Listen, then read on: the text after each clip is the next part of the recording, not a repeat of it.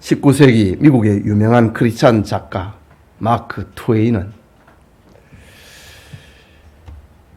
예수님께서 지금 여기 계시다면 그분은 기독교인이 되려 하지 않으실 것이다 라는 말로 미국 교회를 비판했습니다. 그의 글에는 이런 말도 있습니다. 나는 개와 고양이를 한 우리에 넣어 보았다. 뜻밖에도 그들은 내 기대를 뛰어넘어 잘 지내는 모습을 보여주었다. 이번에는 새와 돼지와 염소를 한 우리에 집어넣어 보았다. 그들은 약간의 적응 시간이 필요했지만은 마침내 그들도 잘 어울리는 것을 볼 수 있었다. 나는 이번에 장로교인, 감리교인, 침례교인을 한 우리 안에 함께 있도록 했다. 그런데 그들은 결코 잘 지낼 수 없었다 라고 말합니다. 이것이 그 시대의 미국 교회를 향한 비판이고 불완전한 오늘의 한국 교회의 현상이기도 합니다. 사도 바울은 지난주에 하나님께서 성령의 은사를 교회에 주셨는데 목적은 예수님을 주로 시인하게 하기 위함이라고 했습니다. 구원받은 성도들이 하나 되도록 하기 위해서 성령을 은사로 주셨다고 합니다. 그리고 교회를 유익하게 하기 위해서 다양한 은사를 주셨다고 합니다. 즉 성령의 은사는 자기도 모르는 소리를 바라며 황홀경에 빠지는 것이 목적이 아닙니다. 자신의 영적 자랑을 위해서 주신 것은 더욱 아닙니다. 그럼에도 고린도 교회는 사람을 구원하고 성도를 섬기며 교회를 유익하게 하는 은사를 사용하지 않고 자기 과시의 수단으로 사용했습니다. 자기와 같은 은사를 가지지 못한 신자들은 하급 신자로 여겼습니다. 그러니 교회는 사분오열되고 분열과 상처를 안게 된 것입니다. 오늘은 그리스도의 한 몸으로서의 교회를 알려주고 있습니다. 여러분, 그리스도인은 개인이면서 동시에 교인이라는 것을 명심해야 합니다. 교인이라고 하는 것은 교회라는 공동체의 소속에서 가르침을 받는 사람을 말합니다. 즉 교회를 떠난 교인은 존재할 수 없는 겁니다. 교인이 교회를 떠난다면 그것은 어머니를 떠나 고아처럼 살아가는 불쌍한 자와 같습니다. 주님은 포도나무 가지가 포도나무에 붙어 있지 않으면 열매를 맺을 수가 없다고 했습니다. 오늘 본문에 14번이나 반복해서 나오는 단어가 몸이라는 뜻입니다. 말입니다. 몸. 교회는 그리스도의 몸이란 제목으로 고린도전서 강해 계속하고자 합니다. 교회를 사람의 몸에 비유한 영감의 사도 바울의 메시지를 통해서 하나님의 은혜가 우리에게 임하기를 소원합니다. 첫째로 한 몸에 많은 지체를 가지고 있는 교회의 통일성입니다. 12절이죠. 몸은 하나인데 많은 지체가 있고 몸에 지체가 많으나 한 몸임과 같이 그리스도도 그러하니라고 했습니다. 여러분 사람의 몸에는 팔과 다리, 눈, 코, 입, 귀 등 여러 지체가 있습니다. 그래서 사지백체 오장육부라고 부릅니다. 그리고 팔과 다리, 눈과 귀는 전혀 다른 독립적인 기능을 할 수 있습니다. 각 지체가 독립적인 기능을 한다고 해서 몸에서 분리될 수는 없는 겁니다. 몸과 분리된 지체는 무용지물이고 몸에서 떠난 지체는 생명력이 없습니다. 몸을 떠난 다리를 생각을 해보십시오. 더 이상 걸을 수 없으며 몸에서 떨어지는 팔 역시 아무것도 잡을 수가 없습니다. 그러므로 각기 다양한 기능을 가지고 있는 지체라 할지라도 반드시 몸에 붙어 있어야 됩니다. 지체가 몸에 붙어 있을 때 몸은 온전해지는 것입니다. 이런 관계가 교회를 이루는 성도의 개인의 모습이라는 것입니다. 여러분, 한 몸을 이루고 있는 여러 지체를 모래 무더기에 비유할 수는 없습니다. 모래무더기는 똑같은 모래알로 사여 있는 단일체이지만은 각기 제각기 따로따로 움직입니다. 그래서 모래는 바람에 날아가고 시냇물에 떠내려 갑니다. 바울은 교회를 모래무더기에 비유하지 않았습니다. 또한 교회를 기계에 비교할 수도 없습니다. 기계는 여러 가지 부품들이 정밀하게 결합이 되어 있지만은 거기에는 생명성이 없기 때문입니다. 그렇기 때문에 바울이 교회를 사람의 몸에 비유하는 것은 교회에 대한 최적의 비유라고 할 수 있습니다. 오늘 12절에서 강조하고 있는 것은 한 몸에 많은 지체가 있다는 사실, 그거를 강조하는 게 아니라 많은 지체가 있지만은 몸에 붙어 있는 하나라는 것을 강조하고 있습니다. 교회는 하나됨을 강조하는 한 몸과 같은 것이다 라고 합니다. 여러분, 지체라고 하는 말은 개체라고 하는 말과는 아주 대조적인 표현입니다. 개체는 개인을 강조한다면 지체는 공동체를 강조하고 있습니다. 그리고 지체의식이라고 하는 것은 다른 사람들과 관련되고 함께 살아가는 삶을 말합니다. 말하자면 성도는 혼자서는 살 수 없고 효과적인 활동도 할 수가 없습니다. 그래서 한 몸에 붙어 있어야 되는 겁니다.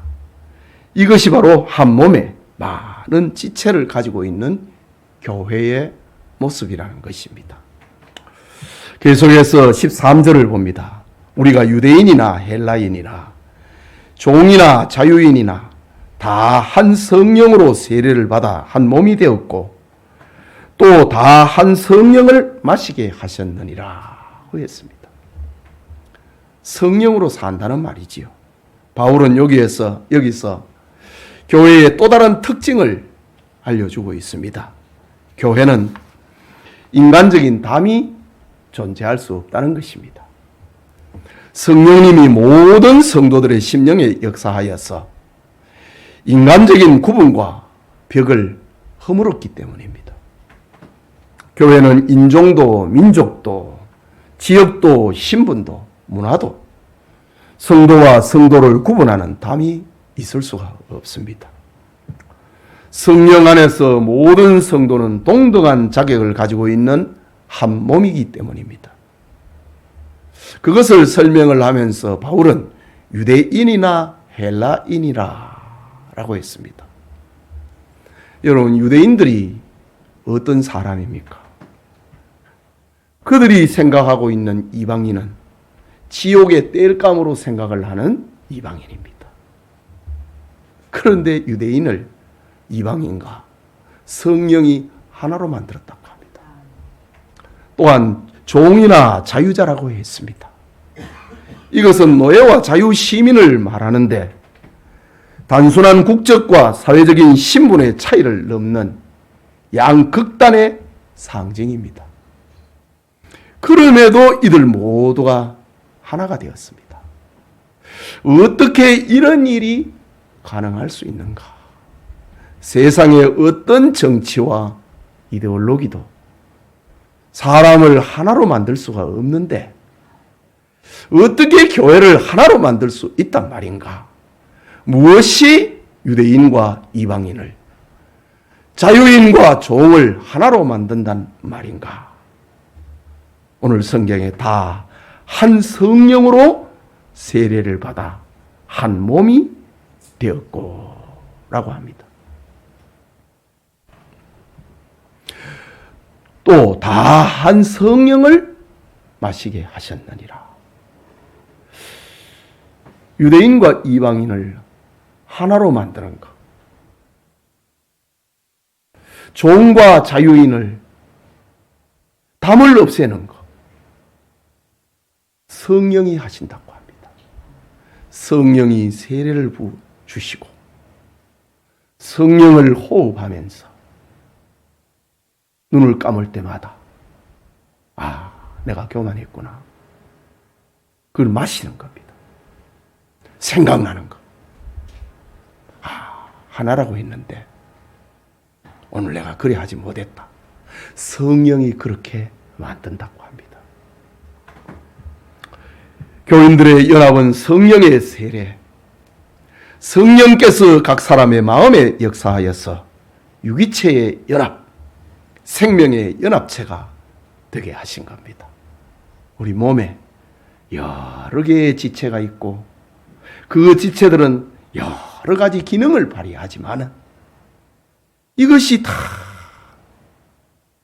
몸에 붙어서 하나의 유기체가 된 것처럼 교회를 하나 되게 만드는 것은 성령이 그렇게 하신다라고 합니다. 그런데 고린도 교회는 교인들은 앞에서 살펴본 것처럼 성령으로 하나 된 교회의 통일성, 교회의 연합체를 생각하지 않았습니다. 그들은 자기가 더 존중받아야 되고 자기가 더 우월하다고 주장했습니다. 그래서 당파를 나누고 성찬을 개인 식탁처럼 생각을 하고 은사의 우열을 따졌습니다.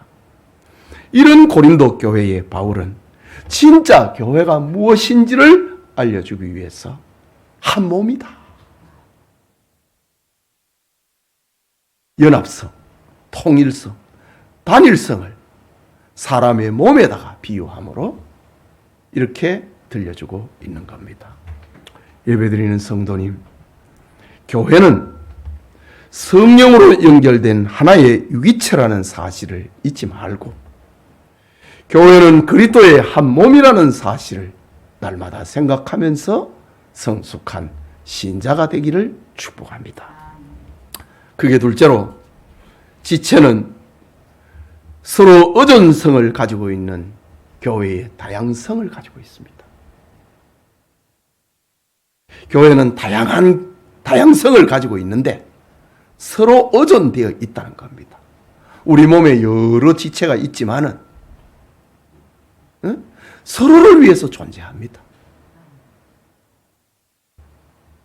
입에 밥이 들어갑니다. 이 손에 도움이 없으면 못 먹습니다. 앞에 물체가 있습니다. 사람이 있습니다. 머리가 지시를 하고 판단을 해야 되는데 눈에 도움이 없으면 못 봅니다. 횡단보도를 지나는데 클락션을 눌리는 자동차가 달려오고 있는데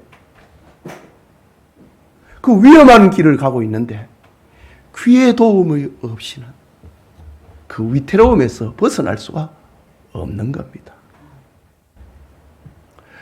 그 다양성 속에서도 서로 의존되고 서로 보완되고 있는 그것이 교회다라는 겁니다. 14절에서 16절입니다.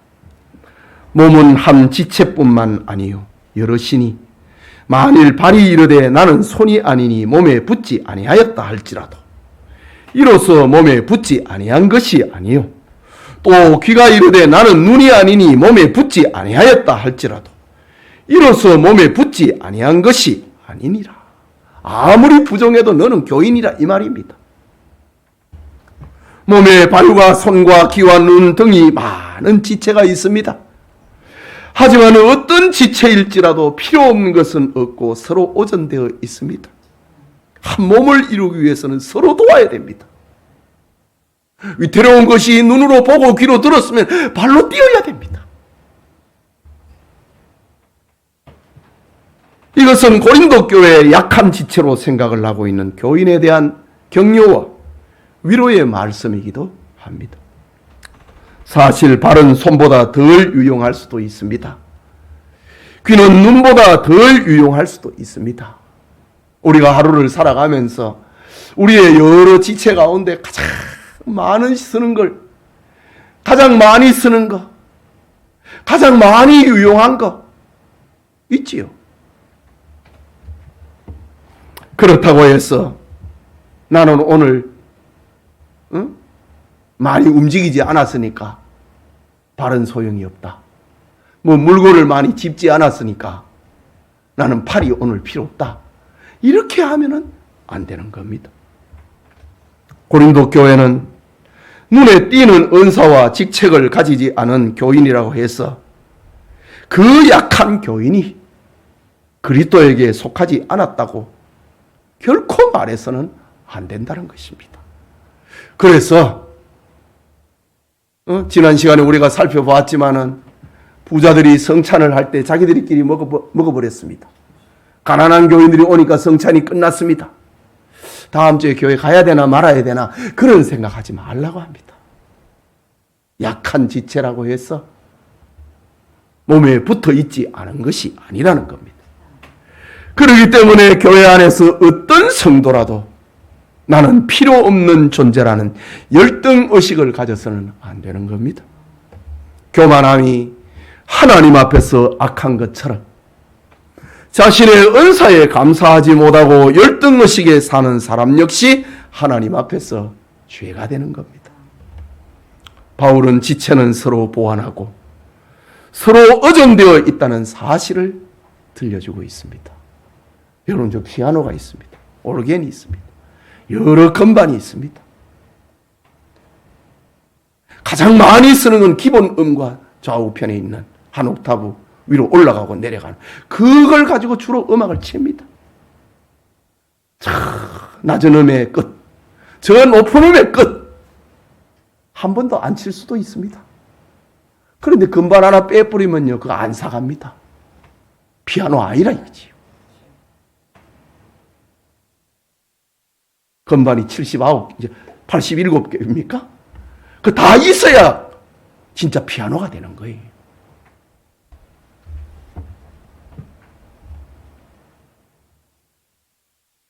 고린도 교인 중에 눈에 띄지 않는 그런 은사, 그런 직분을 받았다고 해서 열등의식을 가지지 말라는 겁니다. 몸의 지체는 서로 보완하고 서로 의존되어 있기 때문입니다. 음악을 할 때에 1년에 한 번 누르는 건반이라 할지라도 그게 없으면 음악이 안 되는 겁니다. 17절에 보면은 만일 온몸이 눈이면 듣는 곳은 어디며 온몸이 듣는 곳이면 냄새 맡는 곳은 어디냐. 또 19절에 만일 다 한 지체이면 몸은 어디냐 라고 했습니다. 여러분, 귀나 코가 자기 할 일을 안 하고 눈이 귀하다 하여서 다 눈이 되려고 한다면은 듣는 것과 냄새 맡는 것은 무엇으로 하는 겁니까? 모든 지체가 주목을 받는 눈과 귀와 팔이 되면은 흉측한 괴물이 되고 말 것입니다. 마찬가지로 교회의 성도는 모두가 존귀하게 보이는 은사나 그 직분만 얻으려고 해서는 안 되는 겁니다. 만일 그렇게 되면은 교회는 그리스도의 몸된 교회로서의 구실을 할 수 없는 괴물 교회가 되고 맙니다. 또 18절을 보면은 그러나 이제 하나님이 그 원하시는 대로 지체를 각각 몸에 두셨으니 우리의 지체 가운데서 평소에 잘 안 쓰는 거라 할지라도 하나님이 존재케 만들었다는 거지요. 하나님께서 사람의 몸에 있는 어떤 지체든지 그것은 하나님의 지혜의 작품이고 하나님의 뜻에 따라 만드신 겁니다. 성도들이 가진 은사 역시 한 성령이 행하사 그의 뜻대로 각 사람에게 나눠주신 것입니다. 그렇기 때문에 어떤 교인도 성령께서 하신 일에 대해서 불평하지 말고 다른 사람에 대하여 시기하지 말라고 합니다. 한 몸이기 때문입니다. 성도는 하나님께서 맡겨주신 자기 분량에 따라 자기 일에 충성하면은 그는 건강한 교인, 건강한 교회가 되는 것입니다. 본문 20절에서 21절을 봅니다. 같이 봅시다. 이제 지체는 많으나 몸은 하나라.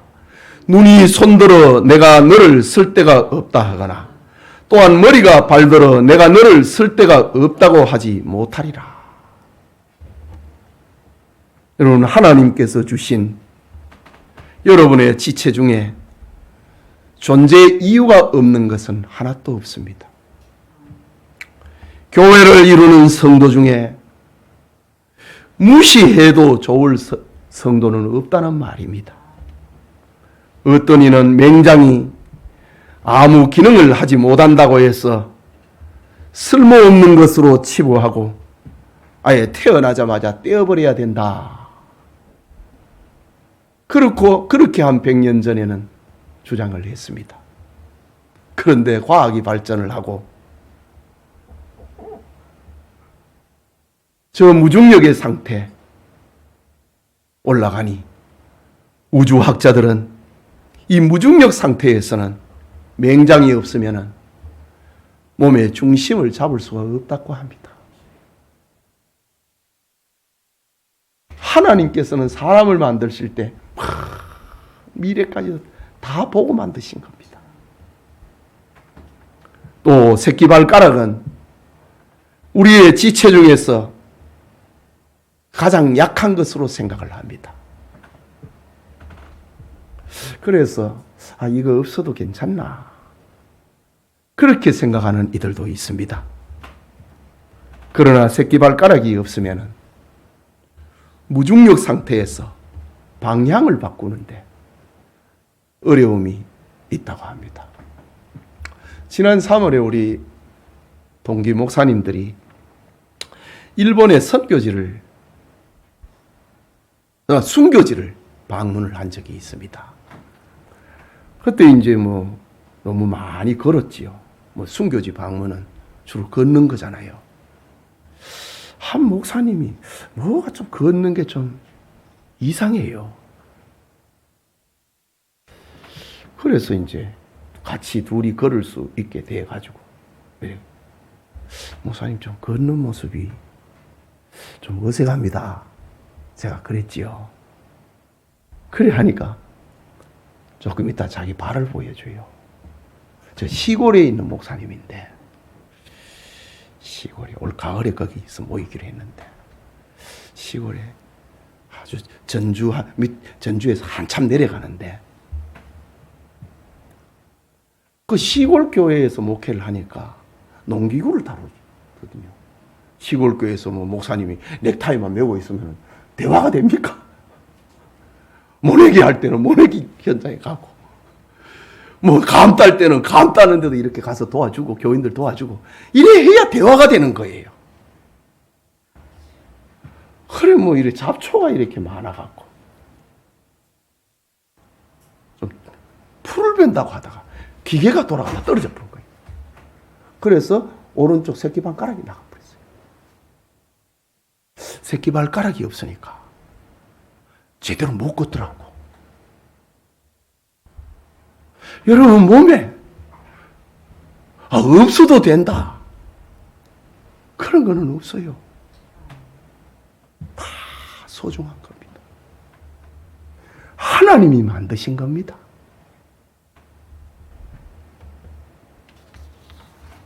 이 같은 원리가 교회에도 그대로 적용이 됩니다. 모든 성도가 하나님의 존귀한 자녀이고 교회에 없어서는 안 될 존재입니다. 필요하지 않는 성도, 무가치한 교인을 위하여서 하나님께서 자신의 독생자를 십자가에 죽게 하시지는 않았기 때문입니다. 모든 성도는 예수님의 죽음의 대가로 산 값진 보물입니다. 하나님께서는 한 몸의 지체처럼 모든 성도들이 서로 의존되게 하셨습니다. 인체에 불필요한 지체나 남는 지체가 없는 것처럼 교회에도 불필요한 성도는 없는 겁니다. 그렇기 때문에 특별한 은사를 받은 사람이 부족한 사람을 무시하거나 경멸을 하면은 그것은 그를 존재하게 하신 하나님을 경멸하는 것입니다. 하나님께서는 모든 성도들이 우리 몸의 지체처럼 서로 보완하고 서로 의존하는 관계를 맺으면서 건강한 교회가 되게 하시는 겁니다. 25절에서 28절을 봅니다. 그뿐 아니라 더 약하게 보이는 몸의 지체가 도리어 요긴하고 우리가 몸에 덜 귀히 여기는 그것들을 더욱 귀한 것들로 입혀주며 우리의 아름답지 못한 지체는 더욱 아름다운 것을 얻느니라. 그런즉 우리의 아름다운 지체는 그럴 필요가 없느니라. 오직 하나님이 몸을 고르게 하여 부족한 지체에게 귀중함을 더하사 몸 가운데서 분쟁이 없고 오직 여러 지체가 서로 같이 돌보게 하셨느니라. 약한 것은 몸에 다 옷으로 다 가립니다. 아름다운 것은 드러냅니다. 여러분 얼굴 다 드러냈잖아요. 약하게 보이는 몸의 지체. 이것은 눈에 보이지 않는 위장이나 심장이나 폐나 간장을 생각할 수가 있습니다. 그런데 눈에 보이지 않는 이런 지체들이 얼마나 요긴합니까? 여러 지체 가운데 하나만 병들면 정상인이 못 됩니다. 병원에 가보세요. 과가 얼마나 많은지.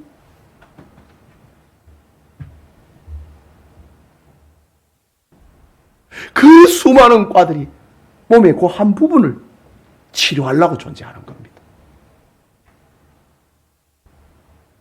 몸에 덜 귀히 여기는 그것들을 더욱 귀한 것들로 입혀줍니다.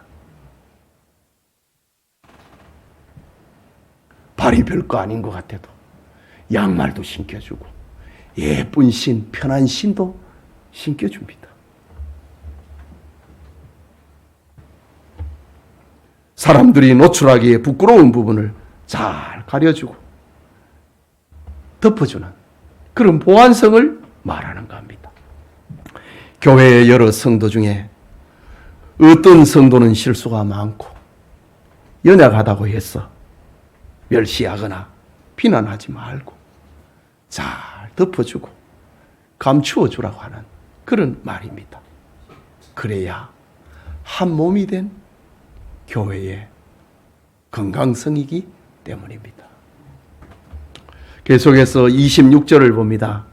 만일 참 바울은 같은 말 같은데도 아주 이렇게 다양하게 묘사를 하면서 교회는 하나다.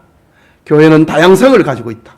그걸 묘사합니다. 26절에 만일 한 지체가 고통을 받으면 모든 지체가 함께 고통을 받고 한 지체가 영광을 얻으면 모든 지체가 함께 즐거워하느니라고 했습니다. 인간의 몸은 어떤 부분이든지 신경과 심줄과 혈관으로 연결이 되어 있습니다. 그래서 어느 한 지체가 아프면 모든 지체가 함께 아픔을 느낍니다. 반대로 어떤 한 지체가 영광을 얻으면 온 지체가 함께 즐거워합니다. 한 몸이기 때문입니다.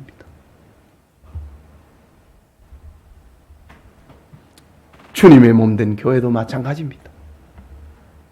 성도는 그리스도 안에서 성령의 혈관으로 연결이 되어 있습니다. 그래서 한 성도가 고통을 당하면 온 교회의 고통으로 여깁니다. 반대로 한 성도가 영광을 얻으면 온 교회가 영광으로 여깁니다. 이것이 정상적인 교회의 모습이라는 겁니다. 요즘 저 프랑스 파리에서 올림픽이 진행이 되고 있습니다. 어제는 우리 탁구 선수가 동메달을 따는 걸 봤어요. 얼마나 잘하는지. 그래 팔이 그래 잘한다고 해가지고 팔에게 영광을 돌립니까? 이게 잘했어 그럽니까? 그렇지 않지요. 온몸이 하나입니다. 같이 영광을 받고 같이 즐거워하는 겁니다. 바울은 교회도 그런 것이라고 합니다. 만일 우리 중에 어떤 성도가 고통당하는 것을 보고도 아파하지 않는다면, 또 기뻐하는 것을 보고 아무런 감정이 생기지 않는다면 그 사람은 그리스도 안에 있는 성도인지 돌아봐야 됩니다. 왜냐하면 그리스도에게 연결되어 있는 성도라면 다른 성도가 고통당할 때 함께 아파하고 기뻐할 때 함께 기뻐하는 것은 당연하기 때문입니다. 성령께서 다 하나로 만들었기 때문입니다. 손톱 밑에 가시 하나만 박혀도 온몸이 고통을 느끼고 아파합니다. 이유는 한 몸이기 때문입니다. 아파하지 않으면 그건 내 몸 아니에요. 그래서 바울은 로마서 12장 15절에 즐거워하는 자들과 함께 즐거워하고 우는 자들과 함께 울라 라고 했습니다. 하나이기 때문에, 한 몸이기 때문입니다. 형제의 고통을 모른 채 하지 말고 형제의 영예와 잘됨을 시기하지 말고 함께 기뻐하는 것, 그것이 건강한 신자라고 하는 겁니다. 고린도 교회의 넘어짐을 통하여서 주신 교훈처럼 우리 성도들이 한 몸임을 생각을 하고 서로 보완하고 서로 의존하는 건강한 성도님들이 되시기를 축복합니다. 마지막으로 한 몸에 있는 지체들의 다양한 은사입니다. 27절에서 28절입니다. 너희는 그리스도의 몸이요 지체의 각 부분이라. 하나님이 교회 중 몇을 세우셨으니 첫째는 사도요, 둘째는 선지자요, 셋째는 교사요, 그 다음은 능력을 행하는 자요, 그 다음은 병 고치는 은사와 서로 돕는 것과 다스리는 것과 각종 방언을 말하는 것이니라 했습니다. 여기 너희는 그리스도의 몸이요 지체의 각 부분이라. 여러분, 우리 성도들을 표현하는 이런 많은 문장들 가운데 이렇게 영광스러운 표현이 있을까요? 너희는 그리스도의 몸이라고 합니다. 와,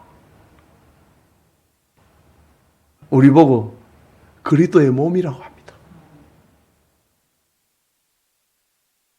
그리고 지체의 각 부분이라고 합니다. 예수님의 여러 손이고 발이라고 합니다. 허물어지고 비천한 우리이지만은 하나님은 우리를 구원하여서 그리스도의 몸이 되게 하시고 그리스도의 지체가 되게 하셨습니다. 이것은 신자들이 받은 최고의 영광입니다. 하나님은 온전한 교회를 이루기 위하여서 다양한 은사를 주셨는데 고린도전서 12장에 이어서 주신 은사가 있습니다. 그 첫째가 사도라고 합니다. 여러분, 사도는 예수님께 소명을 받아 그와 함께 생활한 사람, 예수님의 부활을 목격한 증인에게 해당되는 사람을 말합니다. 사실 예수님은 한 권의 책도 쓰지 않았습니다. 남기지 않았습니다. 그러나 예수님은 그의 가르침을 제자들의 마음에 새겼습니다. 그들이 바로 사도입니다. 그들은 교회의 창설 직원으로서 성경을 기록한 사람이기도 합니다. 둘째는 선지자라고 합니다. 여기 선지자로 번역된 프로페테스라는 말은 대언자, 대리자라고 하는 뜻입니다. 사람들 앞에 가서 하나님의 말씀을 대신 전하는 자를 가리킵니다. 선지자직은 오늘날 목사가 대행을 한다고도 할 수 있습니다. 셋째는 교사라고 합니다. 교사는 사도나 전도인들의 전도를 받고 회개한 사람을 양육하는 그리스도인을 말합니다. 초대교회 당시에는 인쇄술이 없었습니다. 책은 한 권 한 권 손으로 써야 했습니다. 그러니 책은 숫자가 적고 너무 귀했습니다. 서민이 책을 가진다고 하는 것은, 성경을 가진다고 하는 것은 엄두도 낼 수 없었습니다.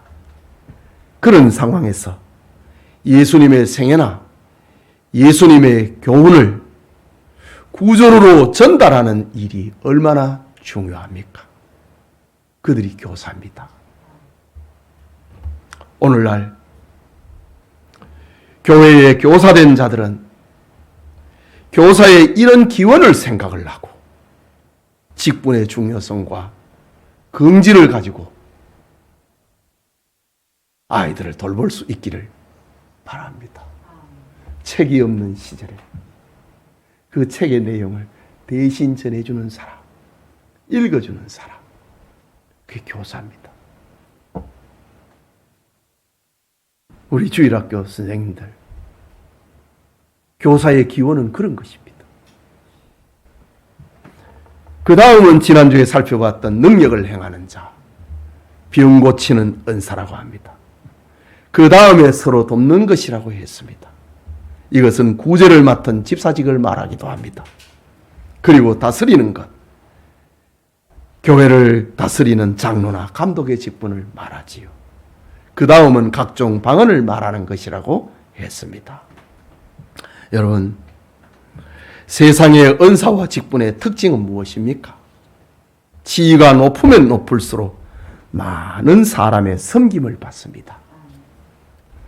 사장이 대리보다 더 많은 사람에게 존경과 섬김을 받습니다. 지위가 높다고 해서 인격이 높은 것도 아닌데 일단 직책이 높으면 섬김을 받고 존경받는 것을 전제로 세상에는 지위가 주어집니다. 그런데 교회의 직분은 어떻습니까? 교회의 직분에도 특권이 있습니다.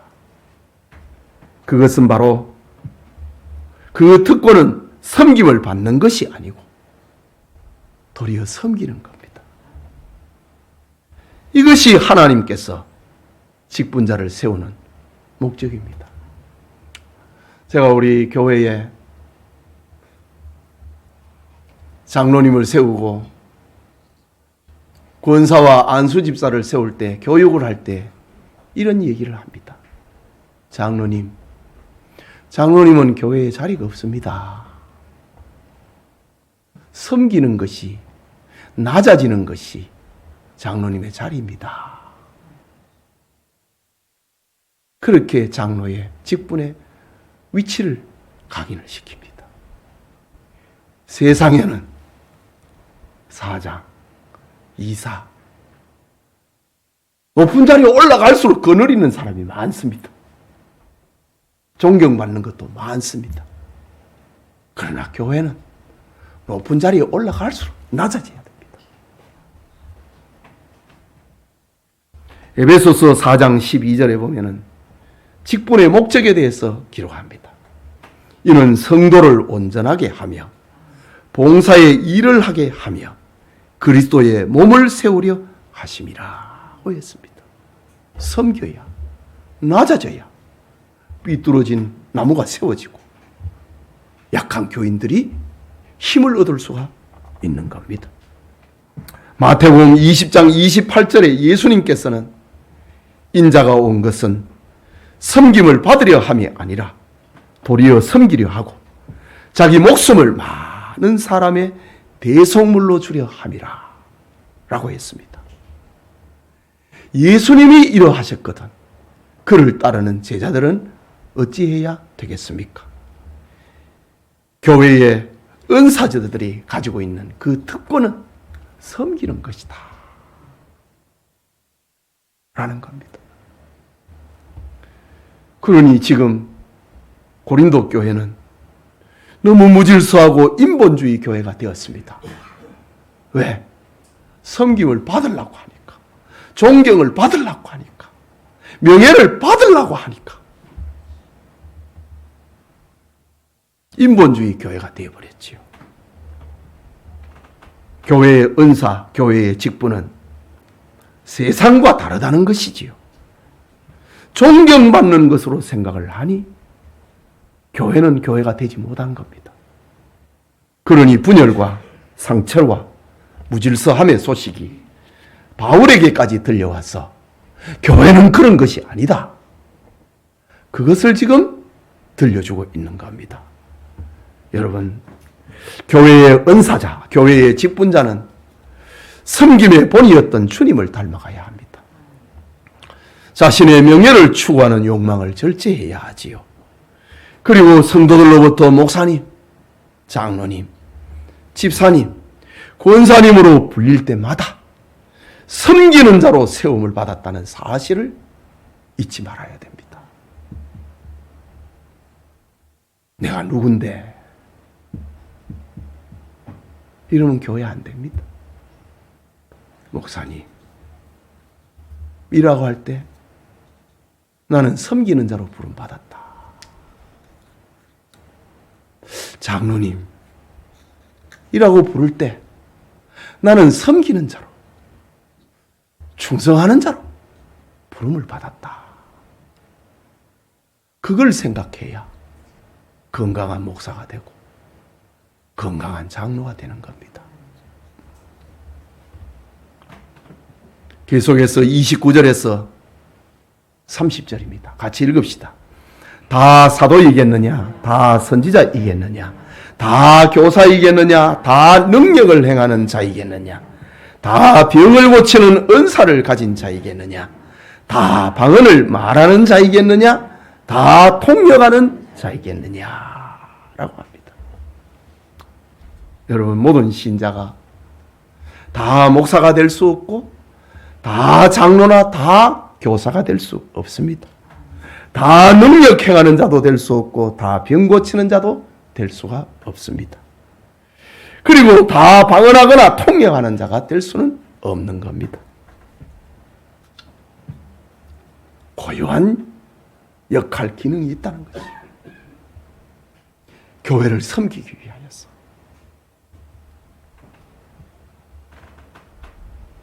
그런데 오늘날 오순절 교회에서 방언을 해야만 성령 세례를 받은 표로 인정을 한다고 하니 이런 주장은 성경을 넘어가는 겁니다.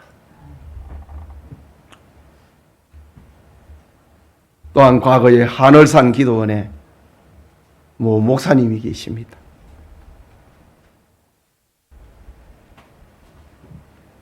자기 기도원에 오면은 강아지 빼고는 다 방언을 받는다고 합니다. 저도 청년 시절에 하늘산 기도 많이 갔습니다. 그 소나무 붙들고 기도도 많이 했어요. 시킴대로 했거든.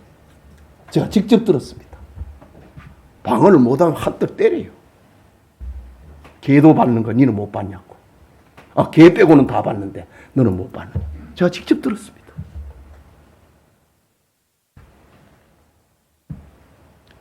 이거 망령된 말이지요. 그때는 막 방언을 받고 싶어서 그래 했지만은 시간이 지나고 철이 들고 신학을 공부하니까 그 말은 너무했다.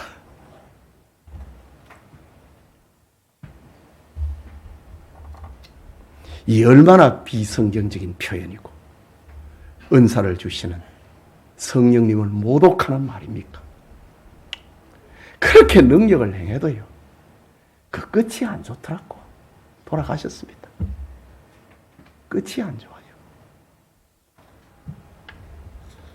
바울은 서로 다른 은사를 가진 것으로 갈등하고 대립하는 고린도 교회를 생각하고 있습니다. 그 교회에 주신 처방은 31절입니다. 우리 같이 읽읍시다. 너희는 더욱 큰 은사를 사모하라. 내가 또한 가장 좋은 길을 너희에게 보이리라. 그게 13장입니다. 다음 주에 살펴볼 겁니다. 무질서하고 교만한 고린도 교회의 통일성과 다양성을 이루는 유일한 길은 사랑이라고 합니다. 사랑이 없으면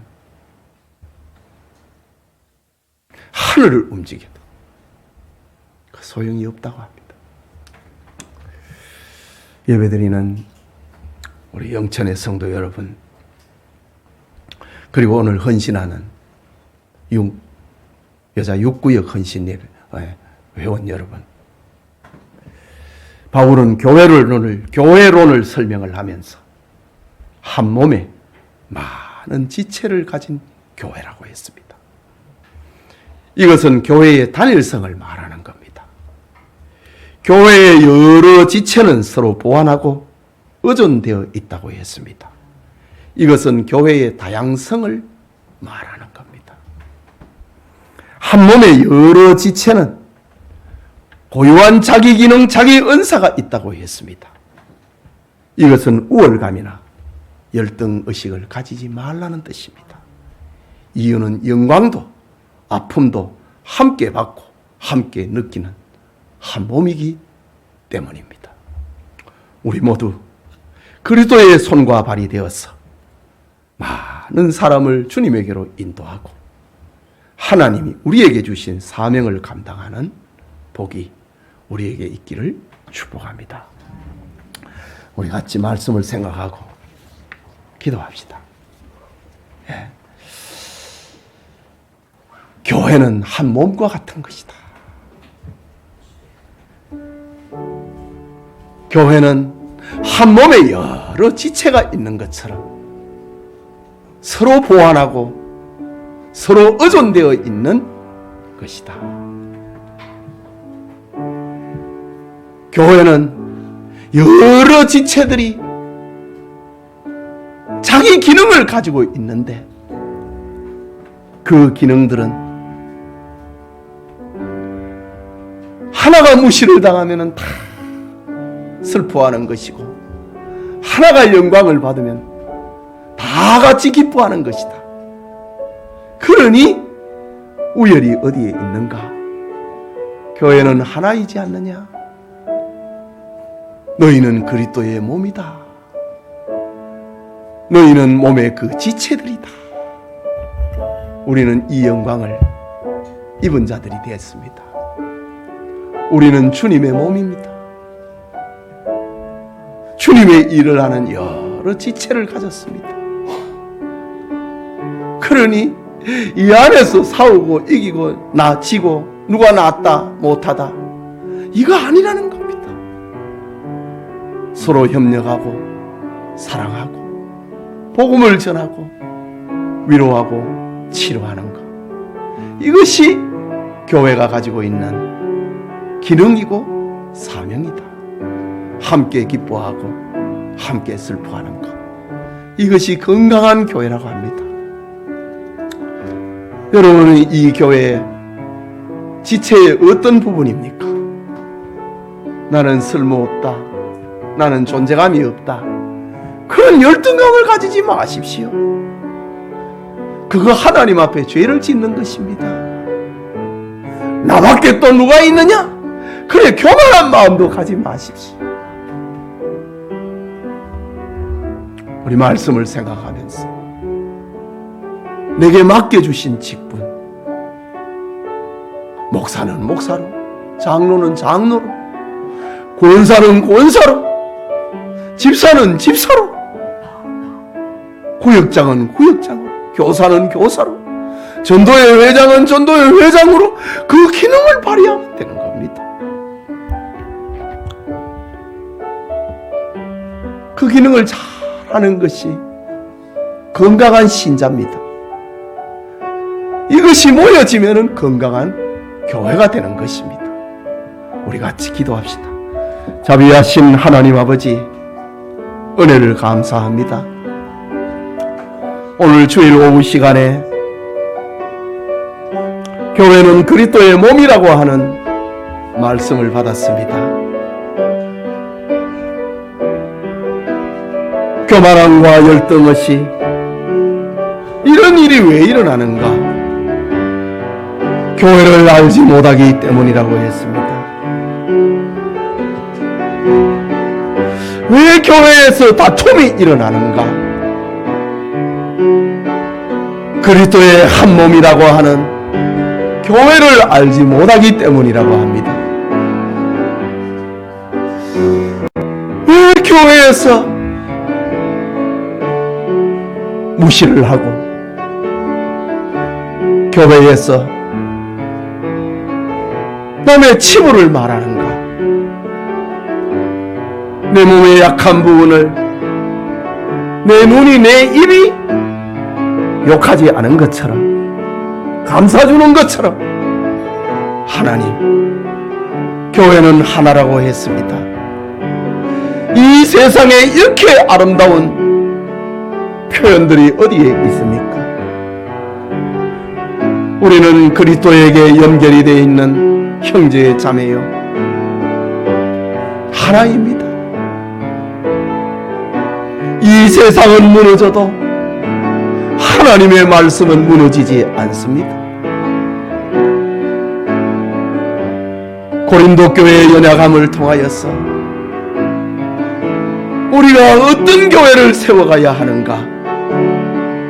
우리가 바로 분별하고 바로 이해하고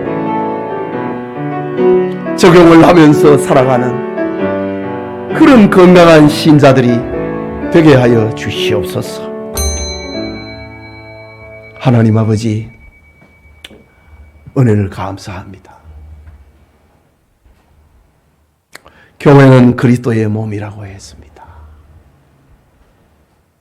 우리 성도 각자는 그 몸의 지체라고 했습니다. 우리 몸의 지체 중에 필요 없는 것, 쓸모없는 것 없듯이 우리 교인들은 다 그렇게 아름답고 소중한 지체들이요, 주님이 피 흘려 살리신 이들입니다. 어린아이는 어린아이대로, 어른은 어른대로, 노인은 노인대로 다 우리 교회의 한 가족입니다. 건강한 교회를 이루어가는 우리 교우들이 다 되게 하여 주시고, 서로 의존되고 서로 보완하면서 교회의 건강성을 지켜나갈 수 있도록 은혜 베풀어 주시옵소서. 예수님 이름으로 기도합니다. 아멘.